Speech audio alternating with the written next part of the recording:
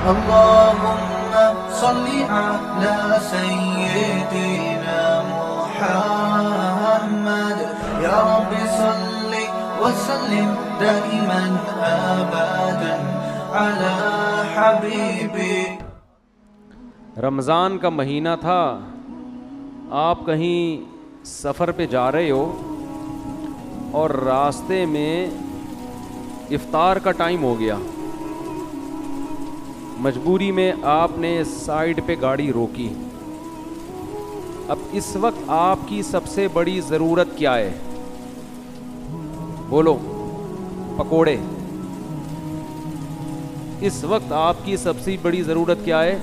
میری تو ضرورت پکوڑے ہیں, آپ کا مجھے پتہ نہیں. پکوڑا جو ہے نا وہ افطاری کا رکن ہے بر صغیر میں, اس کے بغیر افطاری نہیں ہوتی. پکوڑے کے ساتھ چٹنی ہونا بھی ضروری ہے. میری اپنا افطاری کا معمول یہ ہے, کچھ بھی نہ ہو مجھے پکوڑوں کی پلیٹ بھر کے کھلا دو, میں کھا لوں گا.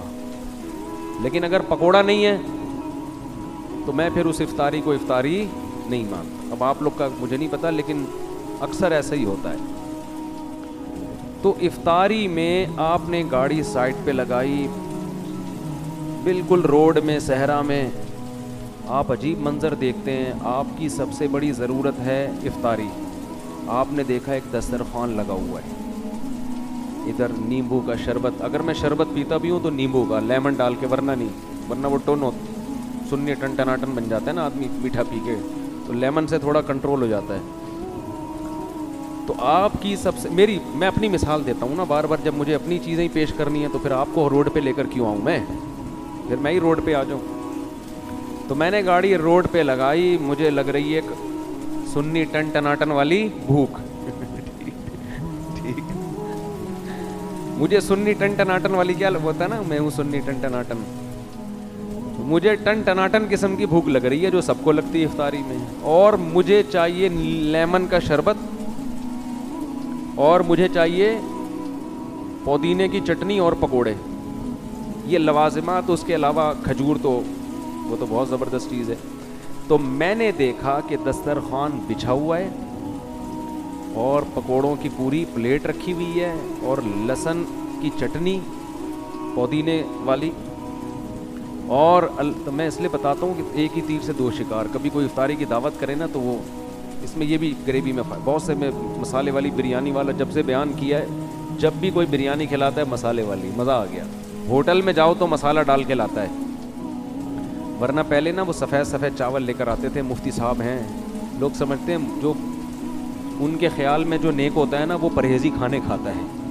یہ لوگوں کا ایک تصور ہے کہ مفتی صاحب ہیں یہ تو ابلے ہوئے چاول کھائیں گے. بھائی اس کا فضول بات ہے. تو آپ نے کیا کیا, میں نے دیکھا کہ دسترخوان بچھا ہوا ہے, پکوڑوں کی پوری پلیٹ, بہترین کھجوروں کی پلیٹ اور شربت, اور اللہ بھلا کرے اور کیا ہونا چاہیے بھائی افطاری میں, سموسے اور نہیں جامع شیرینی, اور جو ہے تھوڑا بہت کوئی سالن روٹی بھی رکھا ہوا ہے. ارے میں تو خوشی سے پاگل نہیں ہو جاؤں گا. میں حیران یار, یہ کسی بندے نے میرے لیے دسترخوان لگایا اور اس کو یہ بھی پتا ہے کہ بالکل اسی حساب سے دسترخوان بچھاؤ جس حساب سے مفتی صاحب کی افطاری ہوتی ہے. ایک ایک چیز اسی حساب سے رکھی ہوئی ہے. اس کو پتا کیسے چل گیا یار؟ لگتا ہے اس نے یوٹیوب پہ میرا بیان سنا ہے. اب میں اس غور و فکر میں, یار جس بندے نے رکھا ہے میں اس کو تلاش کر کے شکریہ ادا کرتا ہوں. مجھے بندہ نہیں مل رہا کہ بھائی وہ بندہ اتنا ہوشیار ہے کہ وہ میرے گھر تک گیا ہے, اس نے میرے گھر والوں سے پوچھا ہے کہ یہ کھاتے کیا ہیں, ان کی میں نے دعوت کرنی ہے, اور مجھے پتا ہے ان کا وہاں پر یہ جس سپیڈ سے سہراب گوٹ سے نکلے ہیں تو ہائی وے پہ افطاری ان کی اس مقام پہ ہوگی, تو اسی مقام پہ انہوں نے میرے لیے دسترخوان بچھایا ہوا ہے. اس کو ایگزیکٹ وہ ٹائم بھی پتا ہے. میں کہوں گا یار اس بندے کا مجھ پر بہت بڑا احسان ہے. اس کی میں سوچ کو, اس کی ذہانت کو اور خدمت کے جذبے کو داد دیتا ہوں. اب مجھ میں اگر غیرت ہوگی نا تو میں اس بندے کا نمبر تلاش کروں گا, بہت اہم مثال ہے, اس کو سمجھو, اس کو ہلکا مت سمجھو, اس کو پکوڑوں پہ نہ لے کے جاؤ خالی. مجھ میں غیرت ہوگی تو میں اس بندے کو تلاش کروں گا کہ نہیں کروں گا؟ یار اس کا نمبر دو, اس کا کم از کم شکریہ تو ادا کرے نا انسان. صبح سے بھوکے پیاسے, افطاری کا ٹائم, ایگزیکٹ وہی چیزیں اور ایسی لوکیشن پہ کہ اس کو پتا تھا کہ غروب آفتاب جب ہوگا تو مفتی صاحب کی گاڑی یہاں کھڑی ہوگی. اتنے میں کیا ہوا, مجھے بندہ نہیں مل رہا کہ میں شکریہ ادا کروں. اتنے میں ایک سائنسدان آ گیا میرے پاس, جو بڑے افلاطون اور بڑی بڑی تھنکنگ جن کی ہوتی ہے نا, بہت اونچی سوچ. وہ لمس یونیورسٹی کے پروفیسر تھے, فرض کر لو وہ سائنٹسٹ تھے اور یونیورسٹی میں بہت بڑی پوسٹ پر ہیں. ان کا فون آیا, میں نے کہا حضرت ایسے دسترخوان, اور میں تو حیران ہو گیا بھائی, واہ واہ واہ, مجھے بندہ نہیں مل رہا. انہوں نے کہا بھائی ضروری نہیں ہے کہ یہ کسی بندے نے بچھایا ہو, یہ ضروری, بولو نا, نہیں. ایکچولی ہم ہر چیز کو سائنس کی روح سے دیکھتے ہیں. ہم ہر چیز کو کس روح سے دیکھتے ہیں؟ سائنس کی روح سے. یہ ضروری نہیں ہے دسترخوان لگایا ہو, شربت وربت. ایکچولی اگر ہم ڈارون کی تھیوری پہ غور کرتے ہیں نا, ڈارون کی, تو تھیوری یہ بتاتی ہے کہ اربوں کھربوں سال میں ایسا ممکن ہے کہ کپاس بن کے ایک دسترخوان خود بخود وجود میں, بولو, آ جائے. اور کروڑوں اربوں سال میں اس بات کا امکان ہے کہ ایک دھماکے کے نتیجے میں وہ دسترخوان, بولو, بچھ جائے. اور کھربوں سال میں اس بات کا امکان ہے کہ شیشے جڑ جڑا کے ایک جگ اور اس میں نیمبو نچڑ جائے اور بیسن پیدا ہو جائے, وغیرہ وغیرہ وغیرہ وغیرہ. آگے جب پھینکنی ہے تو کیا آدمی ممبر پہ بیٹھ کے اس کو بتائے یار. تو اس لیے آپ کو یہ تلاش کرنے کی ضرورت نہیں ہے کہ یہ دسترخوان کس نے بچھایا. یہ ایک سائنسدان گزرا ہے, اس کی تھیوری ہے جس میں آٹومیٹیکلی بھی خود بخود بہت سارے کام ہو جاتے ہیں. میں مان لوں گا, بولو نا یار. میں کہوں گا یار اگر دسترخوان نے بچھنا تھا, پوری دنیا پڑی ہے, کہیں بھی بچھ جاتا. سب سے پہلی بات, ادھر ہی آ کے کیوں بچھائے؟ اس کو کس نے بتایا کہ میرا روزہ اس ٹائم پہ یہاں افطار ہوگا؟ نمبر 2, اس میں وہ تمام چیزیں کیوں آئی ہیں جن کی مجھے اس وقت ضرورت ہے, بالکل میرے حساب سے.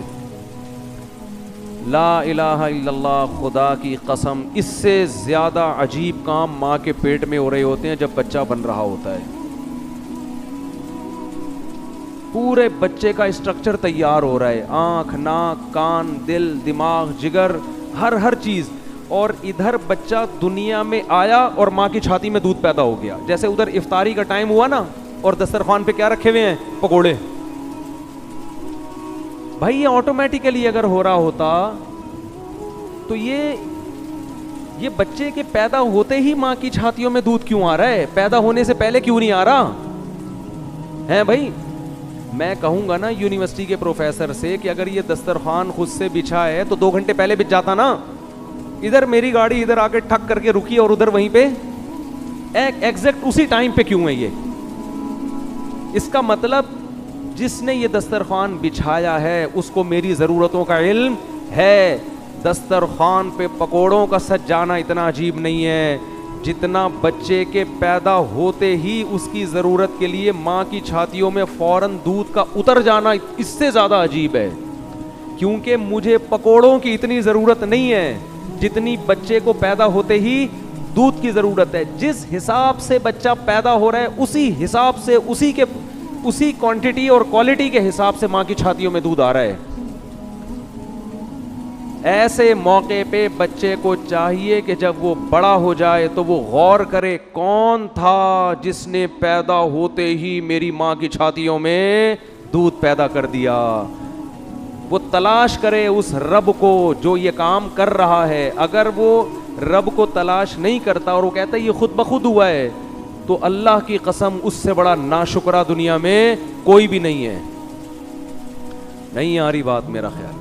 اور ادھر تو ایک اتفاقی واقعہ کہ میں غروب آفتاب کے وقت ہائی وے پہ ایک جگہ پہنچا ہوں اور میرے لیے دسترخوان سج گیا. اس ایک واقعے کو آپ اتفاقی ماننے کے لیے تیار نہیں ہو. ادھر کروڑوں انسان پیدا ہوتے ہیں, ہر انسان کے پیدا ہوتے ہی ماں کی چھاتیوں میں اس کی افطاری کا انتظام موجود ہوتا ہے, اور اسی وقت ہوتا ہے جب بچہ پیدا ہوتا ہے. اور جو مجھے افطاری میں میری ریکوائرمنٹ تھی نا, وہ ساری چیزیں رکھی ہوئی ہیں. بچے کی جو ریکوائرمنٹ ہوتی ہیں وہ تمام چیزیں ماں کے دودھ میں موجود ہوتی ہیں. اس کا مطلب یا تو یہ دودھ بڑا سمجھدار ہے, اسے پتہ ہے کہ میں نے کب پیدا ہونا تھا, یا ماں بڑی ذہین ہے, بڑی کلاکار ہے کہ اس کو پتہ ہے کہ میں نے اب روٹی سے دودھ بنانا ہے, یا بچے کی کھوپڑی بڑی تیز ہے, وہ آنے سے پہلے آرڈر دے کے دودھ کا انتظام کر رہا ہے. اگر یہ تینوں یہ کام نہیں کر رہے, اس کا مطلب کوئی اور ذات ہے جسے انسان کی ضرورتوں کا علم ہے. اسے یہ پتہ ہے کہ جب یہ پیدا ہوگا تو اسے کتنی کوانٹٹی میں کس قسم کی غذا چاہیے, اسے پکوڑے چاہیے, سموسے چاہیے, روٹی چاہیے یا دودھ چاہیے. اسے پتہ ہے دودھ چاہیے, لہذا پیدا کیا ہوتا ہے, دودھ پیدا ہوتا ہے. نہیں آ رہی میرا خیال ہے بات سمجھ. اس لیے اللہ قرآن میں کہتا ہے اکفرت بالذی خلقک من تراب, تم کیسے اس ذات کا انکار کر دیتے ہو جس نے تمہیں مٹی سے پیدا کیا. سائنسدانوں کی باتوں میں آ کے جہنم کی آگ کا ایندھن مت بنو, یہ بتا دوں میں. قرآن سیدھی سیدھی دھمکی لگاتا ہے, آگ میں پھینکوں گا میں, آگ میں. ہماری یونیورسٹیوں میں سائنسدانوں کی تھیوریز پڑھائی جاتی ہیں, اور ہمارا جو یونیورسٹی کے اسٹوڈنٹس کا جو طبقہ ہے وہ خدا کا منکر ہوتا چلا جا رہا ہے. اللہ ببانگ دوہل اعلان کرتا ہے لیس لہم فی الآخرۃ الا النار, ان کے لیے, ان سائنسدانوں کے لیے بھی, اور جو ان کے نظریوں کو فالو کر رہے ہیں ان کے لیے آخرت میں آگ کے علاوہ کچھ بھی نہیں, آگ میں پھینک دوں گا میں ان کو. اور قرآن یہ بھی دھمکی دیتا ہے وذالک علی اللہ یسیر, اس آگ میں پھینکنے کو یہ مت سمجھو کہ اللہ کے لیے مشکل ہے, یہ کام اللہ کے لیے کوئی مشکل نہیں ہے, وہ تم پہ ترس نہیں کھائے گا. ہمیں مشکل لگتا ہے کہ ہم کسی کو آگ میں ڈال لیں, ہمارا دل نرم ہو جاتا ہے. اللہ کہتے ہیں میرا ان لوگوں پر جنہوں نے میرے وجود کا انکار کیا یا میرے ساتھ دوسروں کو شریک کیا, مجھے ان پہ ترس نہیں آئے گا, یہ میرے لیے آسان ہے بہت, میں پھینک دوں گا آگ میں تمہیں.